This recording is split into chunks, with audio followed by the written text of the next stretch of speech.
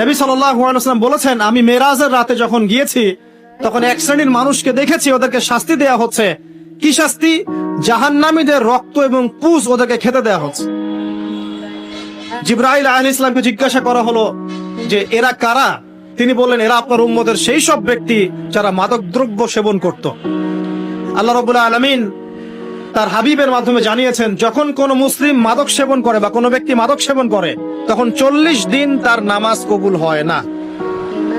এরপর যদি সে তওবা করে তাহলে আল্লাহ পাক তার তওবা কবুল করবেন ইনশাআল্লাহ। যদি সে আবারও মাদক খায় তওবা করার পর, আবার 40 দিন তার নামাজ কবুল হবে না। যদি সে আবার তওবা করে আল্লাহ পাক আবার তাকে মাফ করে দিবেন। যদি সে আবারও মাদক খায়, আবার 40 দিন তার নামাজ কবুল হবে না। তারপর যদি আবার তওবা করে, আবার আল্লাহ তাকে মাফ করে দিবেন। এরপরেও যদি সে আবার মাদক দ্রব্য সেবন করে, নবী সাল্লাল্লাহু আলাইহি ওয়াসাল্লাম বলছেন, তাকে আল্লাহ রাব্বুল আলামিন পরকালে মৃত্যুর পরে তিনাতুল খাবাল পান করাবেন। তিনাতুল খাবাল। জিজ্ঞাসা করা হল, ইয়া রাসূলুল্লাহ, তিনাতুল খাবাল কি জিনিস?